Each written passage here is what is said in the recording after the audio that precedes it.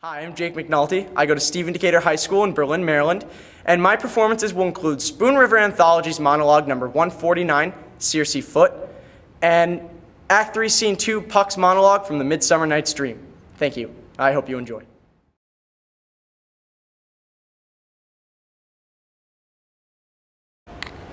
I wanted to go away to college, but rich Aunt Persis wouldn't help me. So I made gardens, and raked the lawns, and bought John Alden's books with my earnings, and toiled for the very means of life.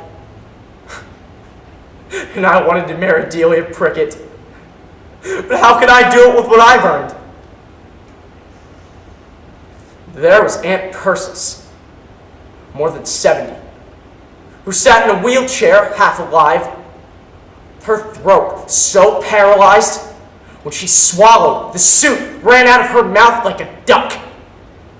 A gourmand, and yet investing her income in mortgages, fretting all the time about her notes, and rents, and papers.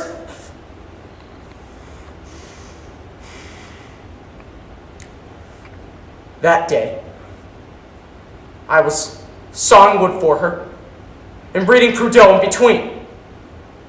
While I went in the house for a drink of water, there she sat asleep in her chair.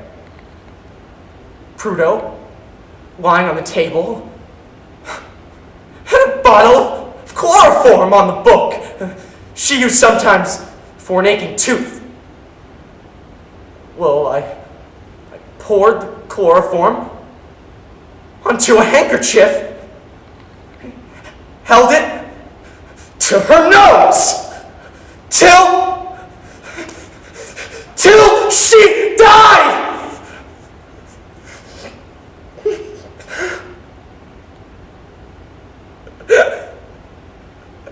Oh, Delia, you and Proudhon steadied my hand, and the coroner said she died of heart failure. Why marry Delia and got the money? A joke on you, Spoon River?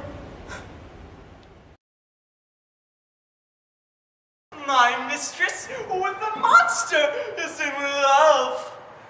Near to her close and consecrated bower, while she was in her dull and sleeping hour, a crew of patches, rude mechanicals that work for bread upon Athenian stalls, were met together to rehearse a play intended for great Theseus's nuptial day. And the shallowest thick skin of that barren sort, who Pyramus presented, in their sport forsook his scene and entered in a break. When I did him at this advantage take, an ass's null I fix it on his head.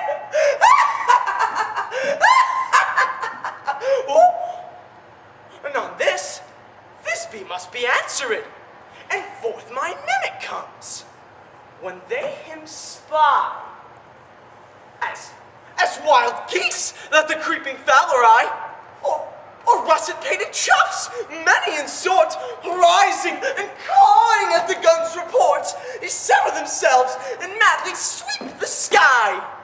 So at this sight, away did his fellows fly, and at our stamp, he o'er and o'er one falls. He murder cries, and help from Athens calls.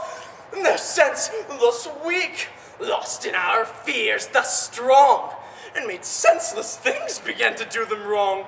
For briars and thorns of their apparel snatch, some sleeves, some hats, to yielders all things catch.